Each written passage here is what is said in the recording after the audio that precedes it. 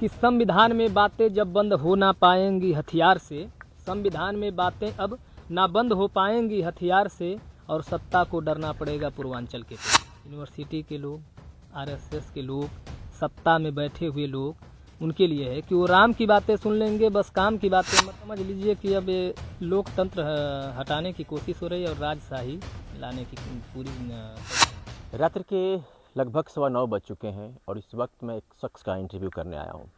शख्स नहीं, अगर शख्सियत कहा जाए तो कम नहीं होगा। द पब्लिक रिपोर्टर आप देख रहे हैं, मेरा नाम अरविंद कुमार सिंह है। आजमगढ़ के देवरांचल क्षेत्र में मैं मौजूद हूँ। लाडघाट के करीब सगड़ी तहसील क्षेत्र पड़ता है। हमारे बाजू में जिस शख्स को आप देख रहे हैं, इंद्रेश वाणी नाम है। स्वागत के साथ पहले हम इनका परिचय कराते हैं, फिर आगे बात करेंगे। बहुत बहुत स्वागत है। नमस्कार, आपके सभी दर्शकों को नमस्कार। मेरा नाम इंद्रेश वाणी है, मतलब इंद्रेश यादव नाम है, लेकिन इंद्रेश वाणी नाम से मैं कविताएं लिखता हूँ। इंद्रेश वाणी नाम से यूट्यूब, फेसबुक, ट्विटर, हर जगह पे आप हमको पाएंगे। बिल्कुल। इंद्रेश भाई के बारे में थोड़ा सा मैं आपको बता दूं कि कविताएं लिखते हैं, ऐसी कविताएं जो समाज में लोगों के अंदर जागरूकता पैदा करती है, लोगों को जागरूक करने का काम करती है। चाहे वो कोई मुद्दा हो, तमाम मुद्दों पर अपने विचार व्यक्त करते हैं, अपनी लोक गायकी के माध्यम से जागरूक करने का काम करते हैं, सिस्टम को आईना दिखाने का काम करते हैं। ये अलग बात है कि कोई दिल से लेता है, कोई इग्नोर कर देता है। लेकिन मैं आज जिस मुद्दे पर बात करूंगा, इनसे कुछ कविताएं आपको सुनाऊंगा, सुनेंगे और समझेंगे तो आपको लगेगा कि हाँ, ये वाकई में एक शख्स नहीं, शख्सियत है।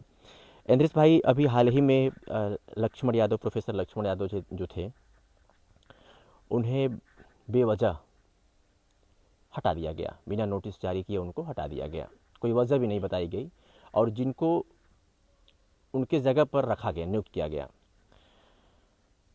अगर उनके डिग्रियों की बात किया जाए और नॉलेज की बात की जाए तो कहीं ना कहीं लक्ष्मण यादव जी से कम है। तो क्या वजह रही होगी, सबसे पहले इसी मुद्दे पर बात करेंगे। थोड़ा सा अपनी विचार व्यक्त करिए और उस पर जो आपने कविताएं लिखी थी उसको गाइएगा। क्या वजह हो सकती है लक्ष्मण यादव को निकालने का? देखिए, वजह कोई नहीं है। वजह यही है कि शायद लक्ष्मण यादव उनकी चरण वंदना नहीं किए, शायद लक्ष्मण यादव सत्ता की गुलामी नहीं किए, सारी वजह यही है। और उनको जो है छोटी जात का ऊंचा बोलना खटक रहा है। अच्छा जी, बाकी कोई वजह नहीं है। यदि लक्ष्मण यादव हिंदुत्व की बात किए होते, यदि लक्ष्मण यादव उनके नीचे रह करके, उनसे झुक करके, उनके अंडर में काम करके, उनकी चाटुकारिता करके रहे होते, तो आज शायद लक्ष्मण यादव उस यूनिवर्सिटी के बहुत अच्छे खासे वक्ता माने जाते हैं और उनकी नज़रों में वो शायद एक अच्छे प्रोफेसर माने जाते हैं यूनिवर्सिटी के नज़रिए से।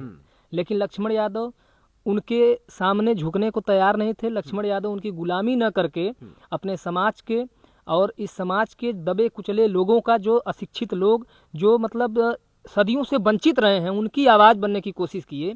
इसलिए उनको इस दिन का सामना करना पड़ रहा है, ऐसे माहौल का सामना करना पड़ रहा है। और मैं तो यही चाहूँगा कि जितने भी शिक्षित युवा वर्ग हैं, लक्ष्मण यादव के लिए संघर्ष करें, क्योंकि आज के समय में आपके समाज में सब कुछ मिल सकता है, लेकिन आपके लिए लड़ने वाला शायद कम ही मिलेगा। आपके लिए लड़ने वाला इस संसार में बहुत कम लोग मिलते हैं, जो शायद लक्ष्मण यादव उन लोगों में से एक हैं। क्या लगता है कि लक्ष्मण यादव को सत्ता के इशारे पर यूनिवर्सिटी ने अपना काम किया है?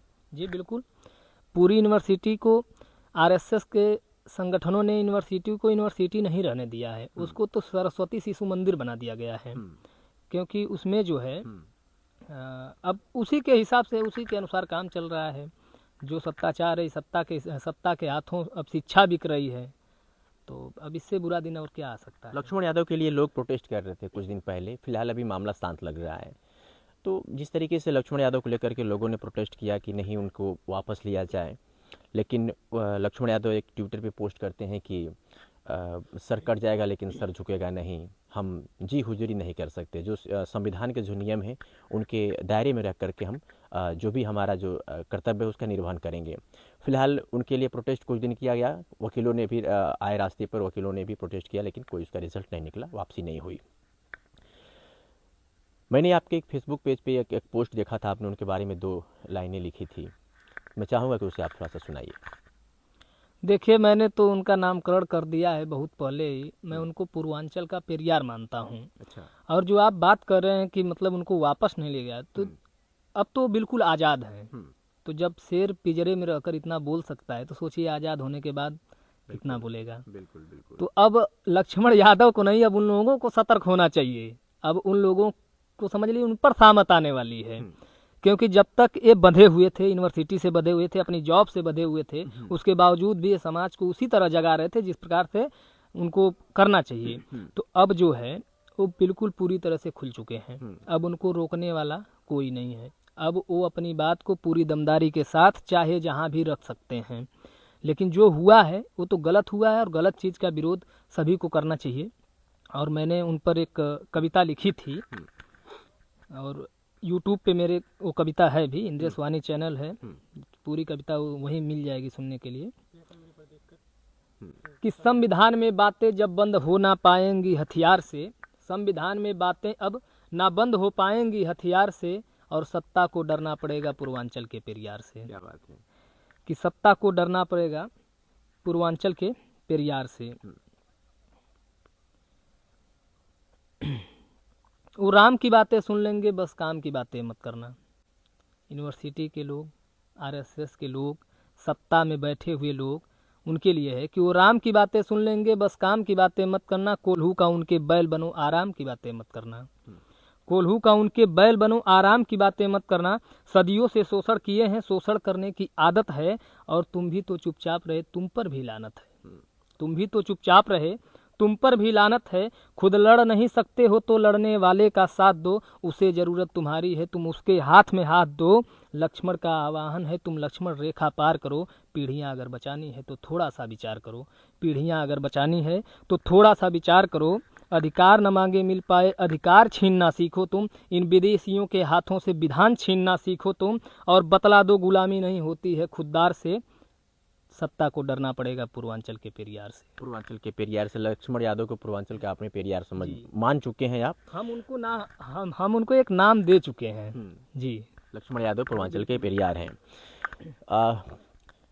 जैसे कि अभी आपने कहा कि विदेशी नामों का आपने जिक्र किया, तो क्या टारगेट किसे आपने किया इस कविता के माध्यम से? टारगेट जो एक विदेशियों की एक नीति होती है, आप टारगेट सभी लोग समझ गए हैं। जिनको समझना है टारगेट वो पूरी तरह से समझ गए हैं। मैं इस पे खुल के बात नहीं कर सकता हूँ। बाकी जो आप जानते हैं, जब अंग्रेजों का शासन था वो भी फूट डालो राज करो, तो सेम उसी की तरह जो ऐसा नियम अपना चुके हैं कि फूट डालो राज करो। देश में वही सिस्टम चल रहा है। बिल्कुल वही चल रहा है सिस्टम तो देश में वही, वो क्या उससे भी बुरा सिस्टम चल रहा है, लेकिन लोगों को दिखाई नहीं दे रहा है। शायद लोगों के आंख पर अंधभक्ति की पट्टी चढ़ गई है। तो अब जब तक कुछ चश्मा उतरेगा नहीं तब तक लोग देखेंगे नहीं। क्या मैं मान लूँ कि इंद्रेश वाणी जो फिलहाल मौजूदा सरकार है जी, उसकी नीतियों से संतुष्ट नहीं है? एक पढ़ा लिखा व्यक्ति जो आए दिन फॉर्म भरता हो और 1,000, 1200, 1500 का फॉर्म भरे, और उसके बाद वैकेंसी मतलब नौकरियां बिक जाएं, वैकेंसी नहीं आए, वो आदमी परेशान हो, पेपर देने जाए, एक पेट का मामूली सा पेपर दूर दूर जाके देना पड़े, नेट जेआरएफ का पेपर बहुत दूर जाके देना पड़े, तो शायद हमको नहीं लगता है कि कोई खुश होगा। तो मैं ही नहीं, जितने भी ऐसे लोग हैं, हमारे जैसे जितने भी लोग हैं, शायद सभी लोग परेशान हैं। विपक्ष के साथ साथ इस पूरे मामले में विपक्ष तो आवाज़ उठाता ही है। जब विपक्ष आवाज़ उठाता है तो उनके सांसदों को निलंबित कर दिया जाता है, और उन्हीं के जो सांसद अगर संसद भवन में किसी को सरेआम गाली देते हैं तो उनके ऊपर कोई कार्रवाई नहीं होती है। तो क्या मान लिया जाए कि बिल्कुल देश में समझ लीजिए कि अब ये लोकतंत्र हटाने की कोशिश हो रही है और राजशाही लाने की पूरी तैयारी हो रही है। और रह गई बात विपक्ष की, तो विपक्ष को भी थोड़ा मेहनत करना पड़ेगा। विपक्ष को अब सोशल मीडिया से हट करके सड़कों पर उतरना पड़ेगा। शायद बहुत मेहनत करनी पड़ेगी विपक्ष को, क्योंकि जब माहौल बहुत बुरा होता है तो उसमें मेहनत भी बहुत ज़्यादा करनी पड़ती है सफलता पाने के लिए। तो अब विपक्ष के ही समझ लीजिए, विपक्ष के हाथों में सभी बेरोजगारों, युवाओं और महिलाओं, शोषितों, वंचितों, सबका मतलब समझ लीजिए कि उन्हीं के हाथों में सबका भविष्य है।